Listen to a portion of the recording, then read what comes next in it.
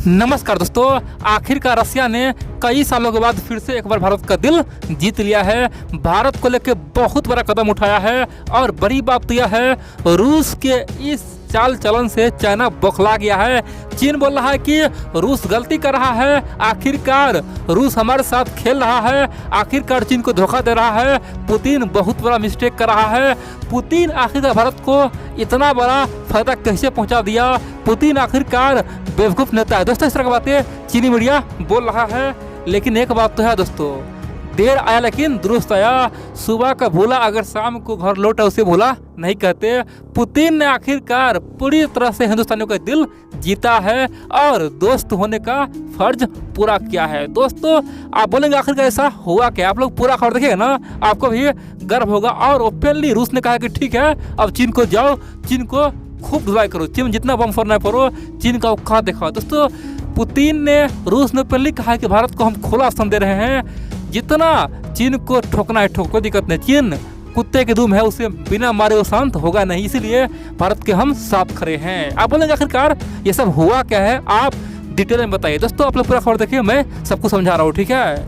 आप लोग जानते हैं दोस्तों, रसिया पिछले कुछ दिनों से चीन के पीछे पीछे बहका हुआ है। पता कारण क्या है? कारण दो है, एक तो चीन से पैसा कमाना है और दूसरा अमेरिका का धोखेबाज। दोस्तों, अमेरिका गद्दारी करता है, ठीक है? अमेरिका जबरदस्ती रूस को धक्का मार मार के चीन के पास पहुंचा दिया है। ये अमेरिका वाले, यूरोप वाले चाहे तो रूस को अपने में मिला सकता है और चीन से दूर कर सकता है, लेकिन ऐसा नहीं करता है। बार बार रूस पे प्रतिबंध लगाता है और रूस मजबूरी में बोला ठीक है भाई, अब तो हम चीन से मिल ही लेते हैं। यानी कि यहाँ पे दोनों गलती है, एक तरफ चीन से पैसा कमाना है, दूसरी ओर अमेरिका, यूरोप रूस को धक्का मार मार के चीन के पास पहुँचा दिया है। आप बोलेंगे हम ये क्यों बता रहे हैं?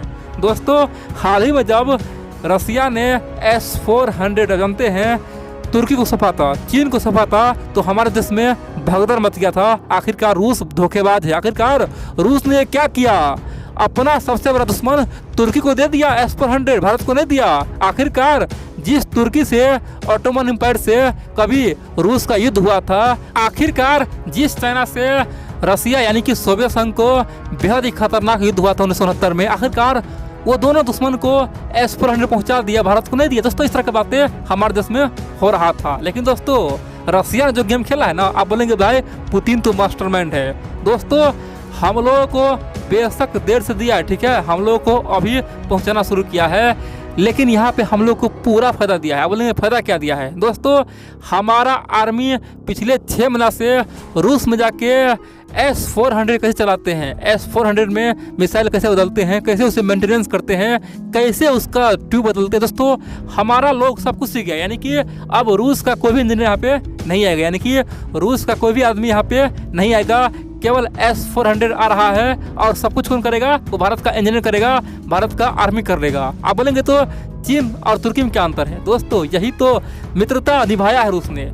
रूस ने तुर्की को भी दिया S-400 और चीन को भी दिया है, लेकिन दोनों के आर्मी को, दोनों लोगों को एक चीज नहीं दिया। पता क्या? ट्रेनिंग दिया है। उन्हें ये नहीं पता है कि कैसे इसका मेंटेनेंस करना है, कैसे सर्विसिंग करना है, कैसे ट्यूब बदलना है, कैसे मिसाइल चेंज करना है। दोस्तों, ये कौन करेगा? यानी कि कुछ भी खराबी होगा ना, तो यहाँ पे तुर्की को मजबूरी में रूस को बुलाना पड़ेगा, मजबूरी में चीन को रूस के इंजीनियर को बुलाना पड़ेगा। यानी कि न तो चीन के इंजीनियर, नहीं तुर्की के इंजीनियर खुद से खोल सकता है, नहीं सही कर सकता है। अगर खुद से वो मान लीजिए अपने से खोल दिया ना, तो दोस्तों उसका वारंटी खत्म, फिर तो वो कबाड़ा हो जाएगा। जिस प्रकार से कोई बाइक खरीदते हैं तो सर्विसिंग के दौरान दोस्तों आप बाहर में ना तो उसे खोल सकते हैं, नहीं कुछ कर सकते हैं, उसी प्रकार से तुर्की और चीन अपने S-400 को कुछ भी नहीं कर सकते। सिंपल सी बात है, यह एक डब्बा है, यानी कि केवल वो चला सकता है, बाकी कुछ नहीं। बाकी काम कौन करेगा? वो रूस करेगा। आप बोलेंगे ऐसा क्यों? देखिए, रूस को आज भी चीन और तुर्की पे भरोसा नहीं है। उसे पता है कि एक बार हम सिखा देंगे ना कैसे ट्यूब खोलेंगे, कैसे यहाँ मिसाइल तैनात करेंगे, कैसे क्या करना है, मेंटेनेंस करना है, तो फिर 100% ये तुर्की वाले और चीन वाले उसका कॉपी बना के दुनिया को बेच देगा और फिर उससे क्या होगा? फायदा बिल्कुल नहीं होगा। दोस्तों, इसीलिए इन दोनों को कुछ नहीं सिखाया, ठीक है? केवल उन दोनों हथियार खरीदा है और बाकी काम कौन करेगा? रूस का इंजीनियर करेगा। दोस्तों, यहाँ पे क्या हुआ है?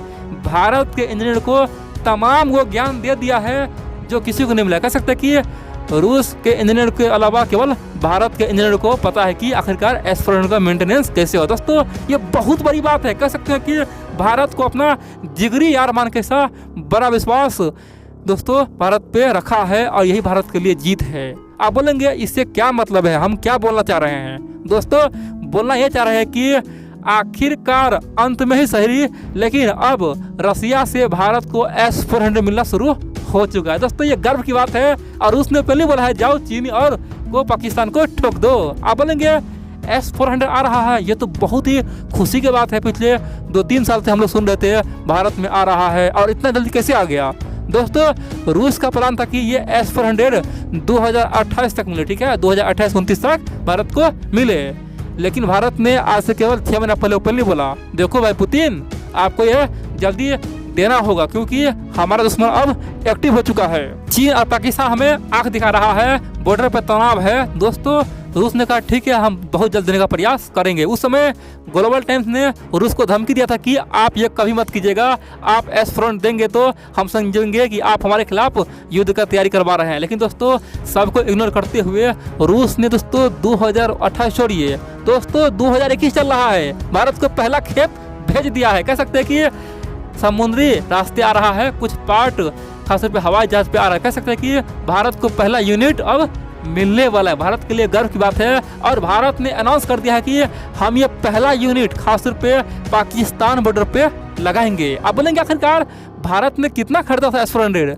दोस्तों भारत ने टोटल 5 खरीदा, कितना 5 पीस खरीदा था, जिसका प्राइस था कम से कम 40,000 करोड़। कह सकते कि $5.5 बिलियन का ये पूरा S-400 था। आप बोलेंगे तो आखिरकार यही क्यों आया? दोस्तों जहां हम लोग को 2029 तक मिलने का संभावना था, हम लोग को 2021 में मिल गया है, तो सिंपल सी बात है 2022 के अंत तक देखेंगे तो 5 खेप हम लोग को मिल जाएगा और पहला खेप पाकिस्तान बॉर्डर पे। और दोस्तों एक और यानी कि पाकिस्तान पे टोटल 2 S-400 लगाया जाएगा, बाकी चीन के बॉर्डर पे 3 S-400 लगाया जाएगा। आप बोलेंगे ये 3 से क्या होगा? दोस्तों चीन के पास भी बहुत ज़्यादा नहीं है, उसके पास भी 4-5 है और चीन भी दोस्तों अपने बॉर्डर पर केवल कितना लगाया है? केवल 2 लगाया है। चीन पूरे भारत की सीमा पर कितना लगाया है? केवल 2 S-400 लगाया हुआ है। बाकी चीन अंदर में रखा है क्योंकि उसे जापान से भी लड़ना है, उसे वियतनाम से भी लड़ना है, साउथ कोरिया, उसे मंगोलिया सबसे लड़ना है, इसीलिए चीन चाह के भी 2 से अधिक यहाँ पे तैनात नहीं कर सकता है। और हम लोग क्या करेंगे? हम लोग 3 तैनात करेंगे, यानी कि चीन से हम लोग 2 कदम आगे रहेंगे। और बड़ी बात यह दोस्तों S-500 के लिए रसिया ने पहली बार भारत को प्रपोजल दे दिया है। यहाँ तक पुतिन कह दिया कि ये S-500 पहले हम भारत को ही देंगे, यानी कि उसे पता है कि S-500 सबसे कीमती टेक्नोलॉजी है, सबसे एडवांस टेक्नोलॉजी है। अगर चीन और खासतौर पर तुर्की को दे देंगे तो दुनिया में कुछ भी हो सकता है दोस्तों। इसीलिए चीन नाराज है और चीन के मीडिया बोल रहा है कि ये पुतिन पगला गया है, पुतिन किसी का नहीं है, पुतिन तो अमेरिका से चल रहा है। हमने रूस से क्या क्या नहीं बात मनवाया, रूस को हमने कितना मित्र माना, रूस ने तो हमें कहीं का न छोड़ा। दोस्तों इस तरह की बातें चीनी मीडिया बोल रहा है। लेकिन एक बात तो है दोस्तों, रूस को पता है, बेशक आज मजबूरी में वो चीन का गुण गा रहा है, रूस का अर्थव्यवस्था खराब हो चुका है, लेकिन जिस दिन रूस पूरी तरह से मुसीबत से छुटकारा पा लेगा, रूस का अर्थव्यवस्था चमक जाएगा। अमेरिका जिस दिन रूस से तमाम प्रतिबंध हटा देगा, अगर दोस्तों आज भी अमेरिका यूरोप रूस वाले को मदद कर दे, प्रतिबंध हटा ले, तो देखेंगे रूस रातों रात चीन से खासतौर पर प्रभाव से बाहर निकल जाएगा, चीन को औकात दिखाते हैं। क्योंकि रूस को पता है चीन किसी का नहीं है, ये तो सांप है, सांप जिसे वो पाल रहा है, आज निकल उसे भी डसेगा।